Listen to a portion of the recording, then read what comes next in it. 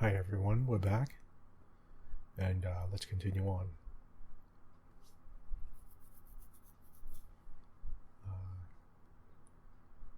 When we arrived at the Marchen, Rumpel quickly excuses himself, not even sharing his epiphany about his past with anyone. What has him so bent out of shape? He just regained another memory. I am assuming he is going to go read about it now.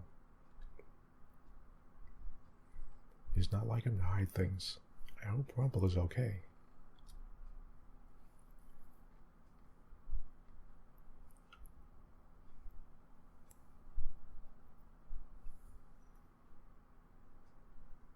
It has been about a week since Rumpel regained his last memory. He has been meeting with Bria since then. But he still hasn't told me about the memory from the journal. He does not flirt with any girls, and when he sees me, his smile looks broken. He spends his days visiting Bria and tending to Parfait. Okay, we got Waltz with us. You're worried about Rumpel, aren't you?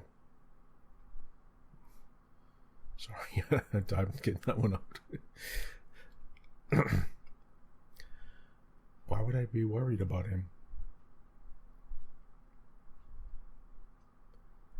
Because Rumpel is no longer able to run errands with me. Waltz decided to take his place. But Waltz's presence cannot make up for Rumpel's absence. He'll be fine, Princess. He's still figuring things out. I do not trust that woman. His fiancée? She appeared out of nowhere. People who want curse can't find a tavern, Princess. She would never have been able to find him. So really, the only place she could have met him was out here in nowhere. I can tell that he is teasing me, but it does little to lift my spirits. I know. Waltz sighs. If you don't trust her, why not just ask around for her? She obviously does not want to talk to me.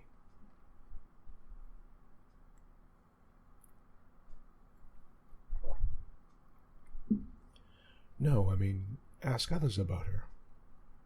So long as you find a way to phrase your intentions honestly, I think they might understand you. Rumpel says my honesty is good, but I also know that the way I speak frustrates many people. Come on, I'll help. Waltz approaches a flower shop where several people are gathered to look at the fresh flowers.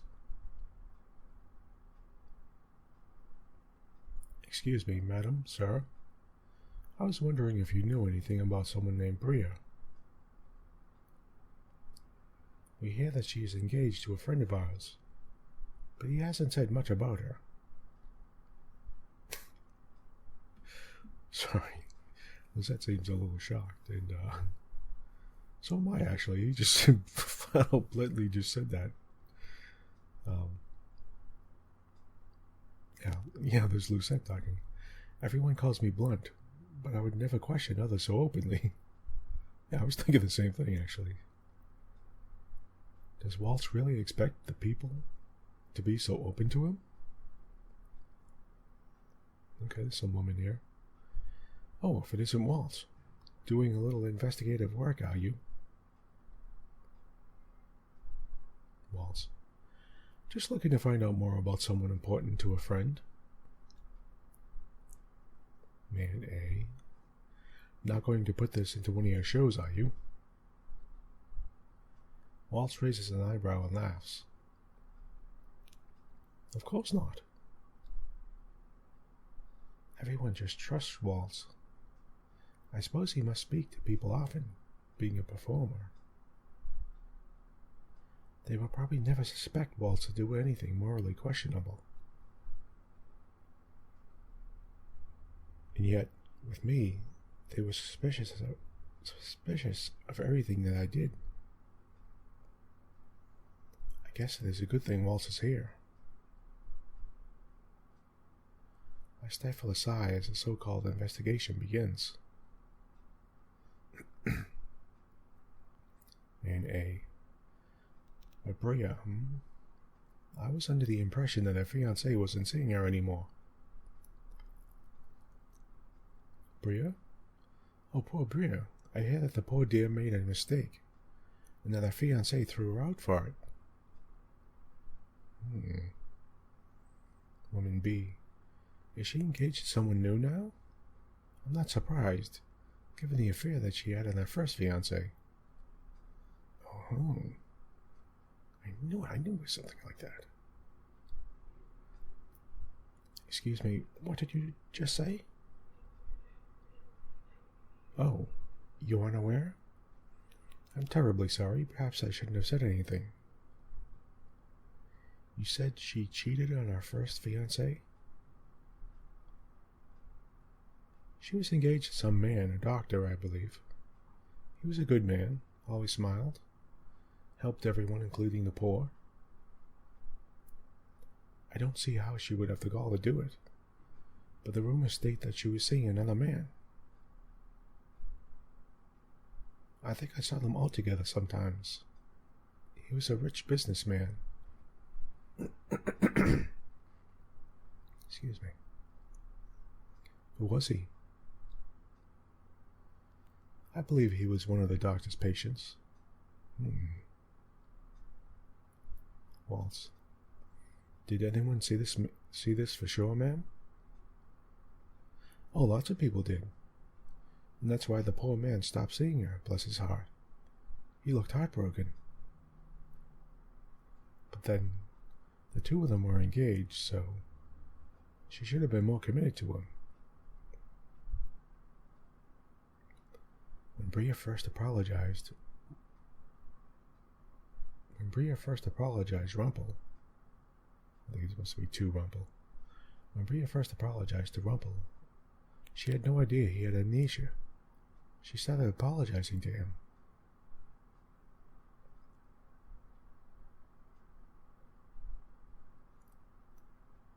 Was it for that affair? Or am I just speculating?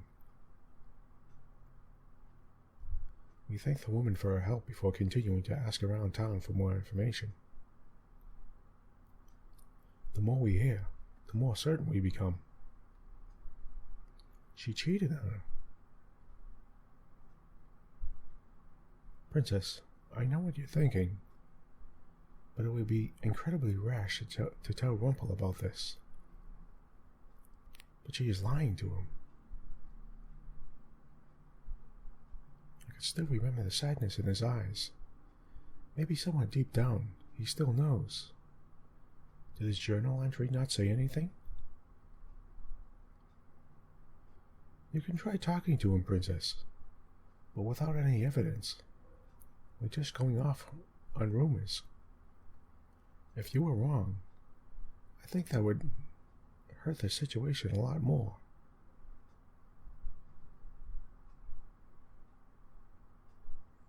I am forced to acknowledge Waltz's reasoning.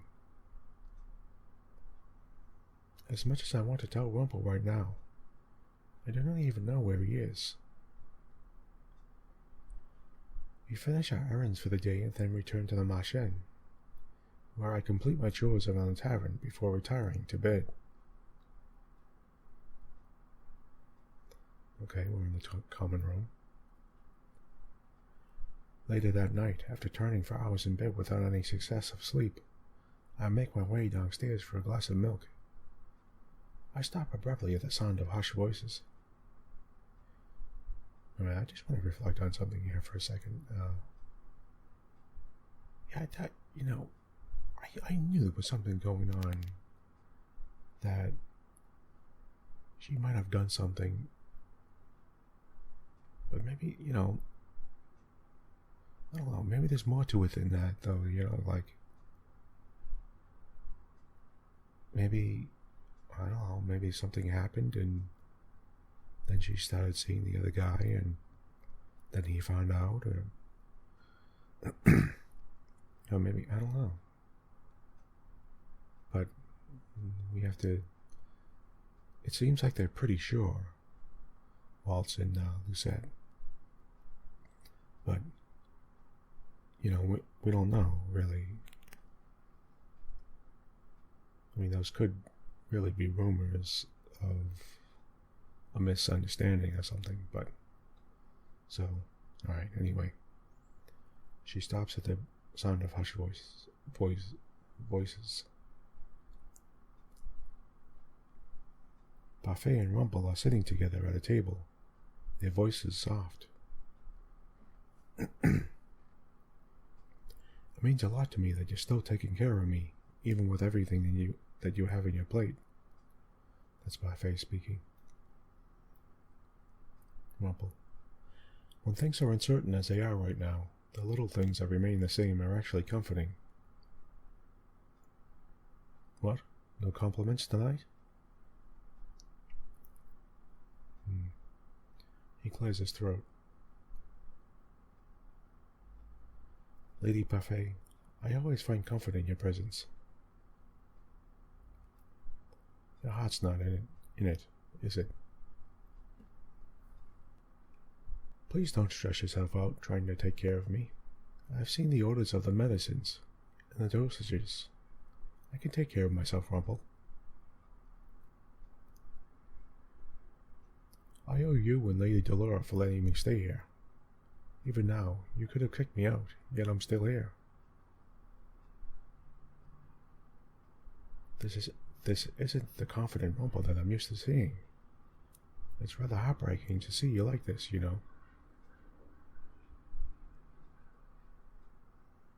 Parfait's eyes drift past Rumpel, and she sees me before I can dart away.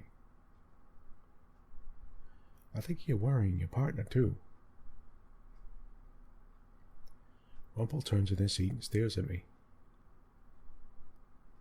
Princess? I slowly make my way toward them. I'm sorry, Princess. I haven't been trying to help you at all. It's fine. Parfait's right, though. It's not like you to be so pitiful. Okay. Your words are still sharp as ever. I glance at Parfait curiously. The light of the tavern lights up her face dimly, making it look more ghostly than usual. She looks sicklier. Do you think I look like a ghost, Princess? Yes. By the time night comes around, I am utterly exhausted. You said you like this because of the tenebrum lucis you have to take care of. That's correct. I used to be able to watch over it more easily, but now with the balance between both crystals lost in the kingdom, it's getting harder. This responsibility is a big burden. It is a heavy toll on my body. But that doesn't diminish any of my pride. I am proud to bear this responsibility. Someone needs to do it, and I am very glad I could help so many people through bearing this burden. What would happen if you just let that responsibility go? There would be even more chaos than there is now. And what of the tenebrum bearer? Would they not help you with your stress? There is no tenebrum bearer currently. What? Parfait stares at me for a few moments, a complicated expression on her face. Then suddenly she sighs. Please do not worry about me, Princess. I've lived a good life. I just want to do more good while I still live. and I am very lucky to be surrounded by so many good people. Anyway, the two of you should be off to bed soon. I could tell you're both tired. Parfait pauses to look at me, eyebrows slightly arched. Oh, but before you go, there was something I meant to ask you. Ask me? Parfait crosses her arms and looks at me tersely for a few moments. The look is so unlike her that it almost concerns me.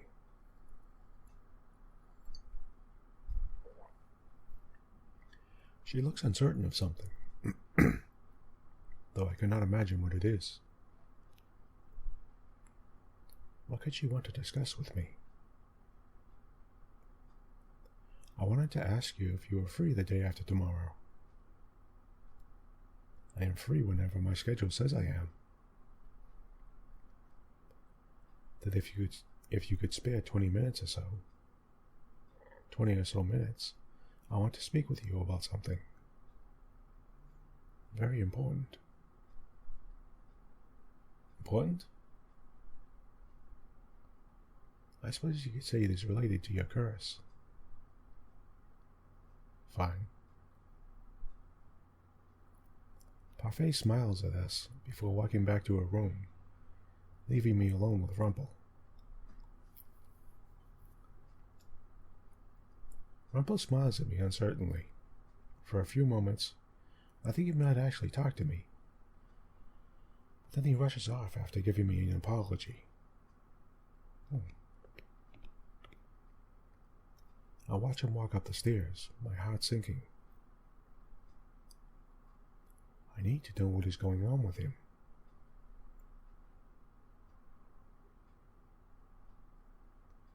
Okay, we're back in the tavern.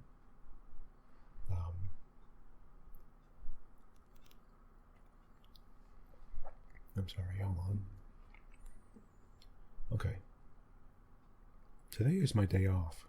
I keep on the lookout for Rumpel.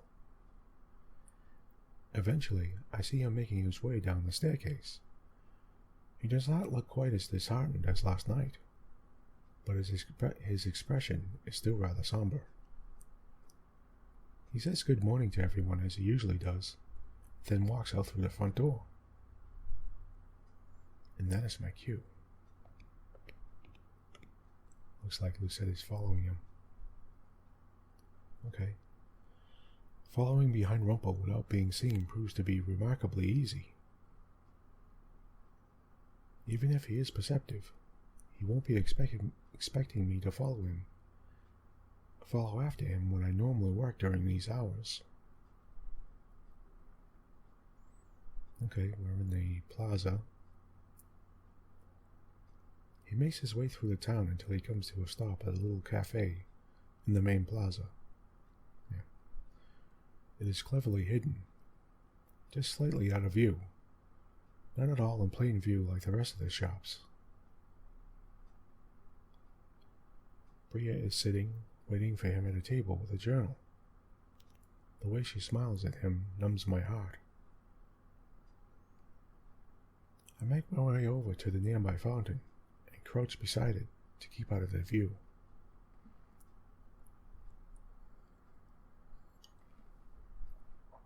I can hear their conversation, just barely from where I sit. Bria, you know, I've been searching for you for a long time. When I saw you, you suddenly disappeared from the house one night, and I couldn't find you. Why? Why did I leave the house? Bria, I don't know. Was it a fight? No, not a fight. We barely ever fought. We made a promise when you gave me this ring. We promised we would never make each other sad.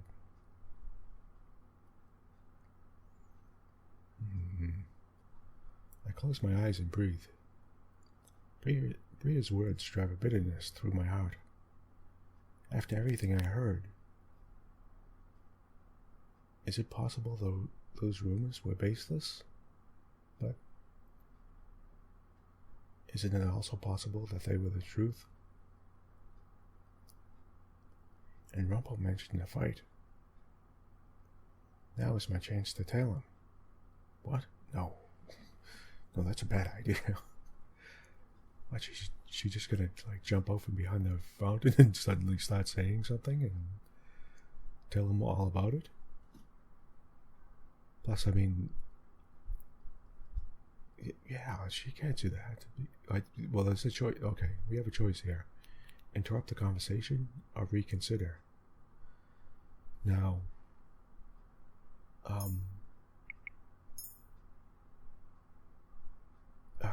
yeah, she can't. If she starts saying something and it's not true, well, say it, even if it is true, Bria will just turn around and start saying, she could just start lying and say, no, that's not the truth, and those are just rumors and blah blah blah. Or she can even just like turn it around and say like, we were having a bad time, and I saw someone, and you don't remember it, but we spoke about it, and we were trying to get back together again, and this type of this and that type of thing. She could just make up all kinds of stuff. So I mean, yeah, so that's a terrible idea to just jump out, and he'll get mad too. I mean, he might get mad and turn around and start saying like, you shouldn't say such things about her. She's my fiancée after all, and all this, So we're going with reconsider. She needs to like not say anything.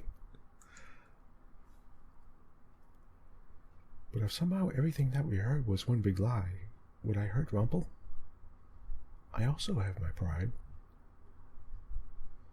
I cannot just accuse someone, even if I feel that Bria is guilty of something. I step away from the fountain, meaning to head back the way that I came. Even if the situation sounds wrong, I feel that Rumpel would hate me getting involved. Sorry about that plane there. I am surprised then when he calls my name. Princess? Oh, no way. She saw her. Oh, that's bad. Princess, what are you doing here? Oh no. He saw me? Did he know I was behind the fountain?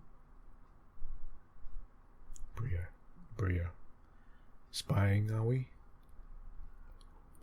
I make my way over to the table to where Rumpel is looking at me with worry, and Bria is openly scowling at me. Bria, is there something wrong, Miss Partner? Not with me, but perhaps with you. Excuse me? You seem to have quite the reputation. Ooh. Rumpel, Princess. Bria, I have no idea what you're talking about, but taking people's words at face value is foolish. Mother would have said the same thing, but why would they lie? So it is not true that you were seeing another man? How dare you? Bria stands up and glares at me. I frown back at her. Her anger does not faze me. She seems like a petulant child. I can't stand jealous girls. They are the bane of my existence. And you're what, 18? 17. But what does that even matter? Either way, there'd be just about a 6-year age gap between you two. Sorry, there's a... Rumpel suddenly has this, shocked shadow over his face. 24? Gods, am I really so ancient? What? Wait a minute. 24 isn't... 24 isn't old, alright? And, God, what does that make me? The two of us look at him in unison, then back at each other. I am here because I want to help my partner. Because you are lying to him. Bria. And who are you to say that I'm lying? You're a terrible little spy is what you are. Hiding places to watch us, going around town, asking about me?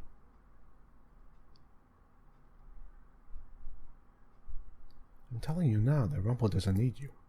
Especially if you're the one spewing lies. Those words have no weight, coming from a hypocrite. Rumpel. Wait. Ladies. Rumpel looks between the two of us. Eyebrows furrowed. Then he shakes his head. Bria, I knew. It was in my journal. What? Rumpel faces Bria, his expression crumpled. It was that lord, wasn't it? The one I refused to take money from that one time I helped him. He told me himself. Well, okay. I guess we know it is true. I think that's why this feeling inside of me is so mute right now. Why I was always thinking, always having second thoughts about your stories. Bria, why didn't you ever tell me you were seeing him?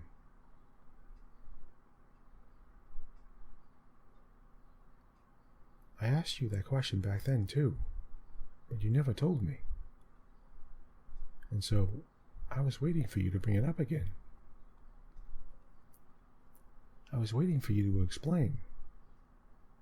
I was waiting for... Bria. As if I could ever get anything through that thick skull of yours. Oh, okay.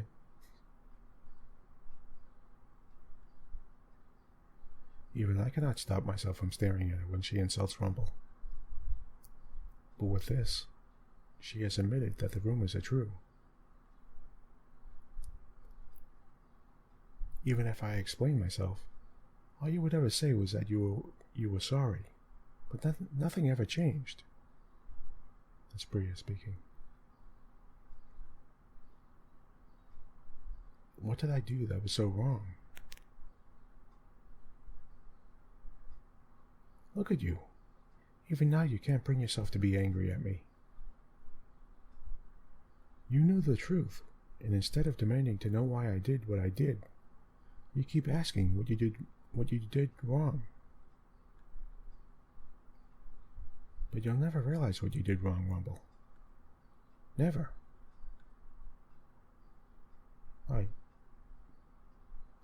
Some things never change. Bria scowls as she makes her way around the table. Rumpel tries to call her back, but Bria only frowns as she walks off.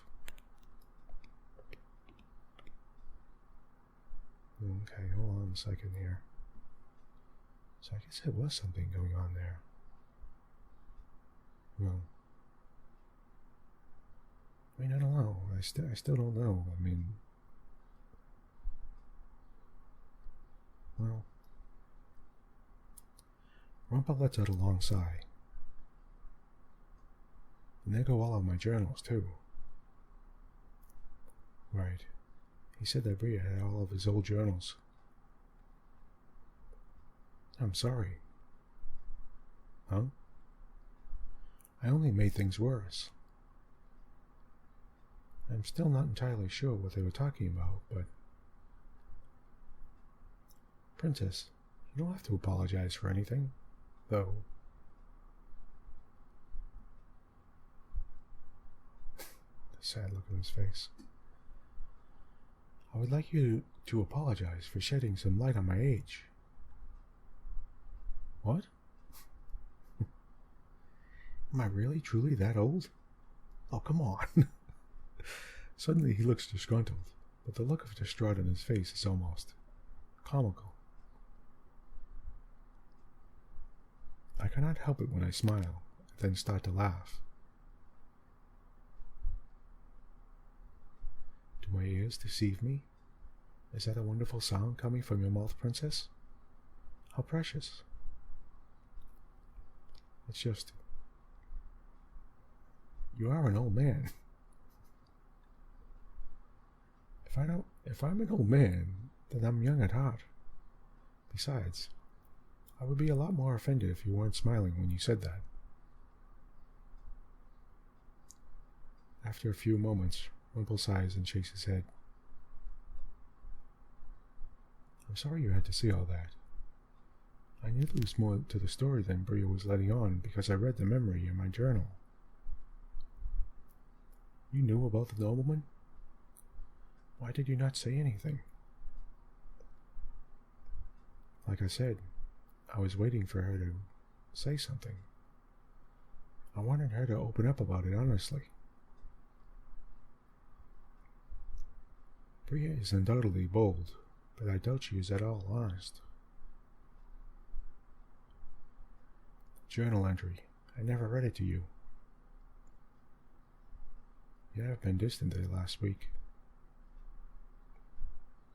I have been, and I'm sorry for that. But allow me to enlighten you.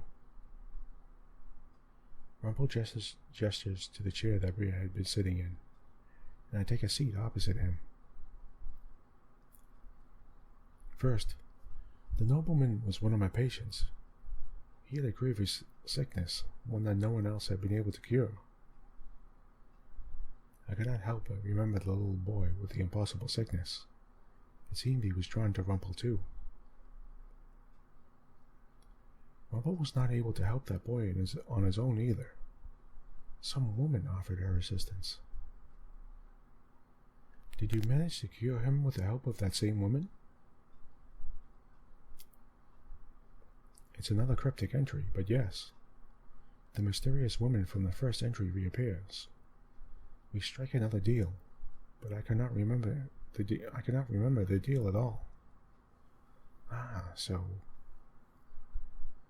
that woman keeps showing up whenever he has a problem, like when he can't help somebody or if they're really sick or something.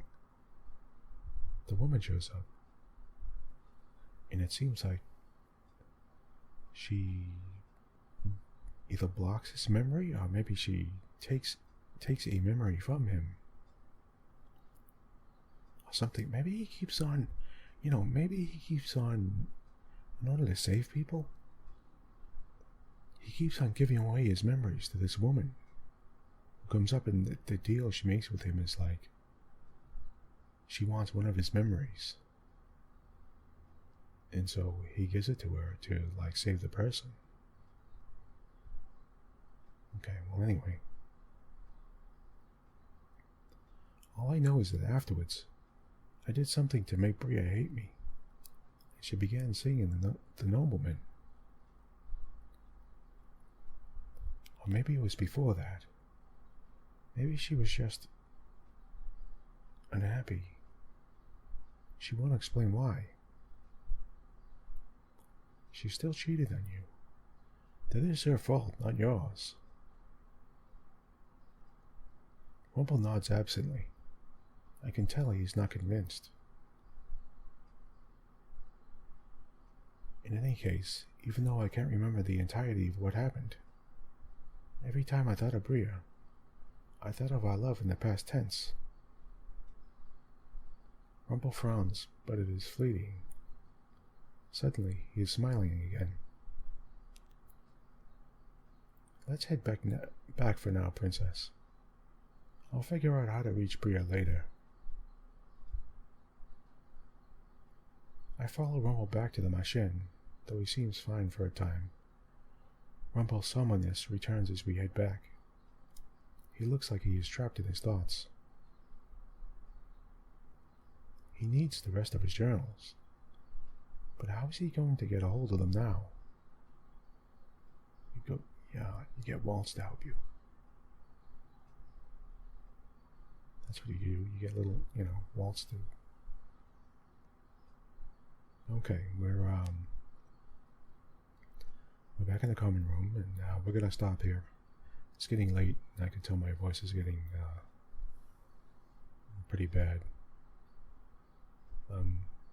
Okay, but that was a pretty interesting part right there. I mean, it's there's something to be said about. Yeah, he was trying to get her to say something, and because he knew, and there's something about.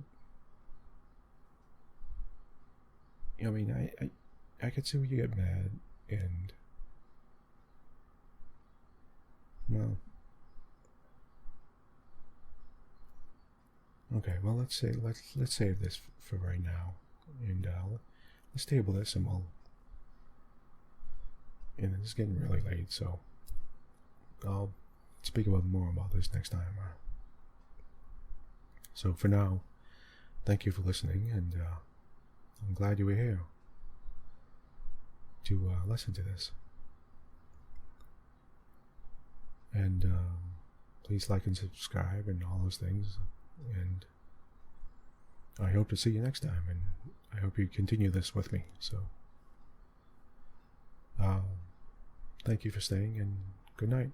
Well, it's night for me, so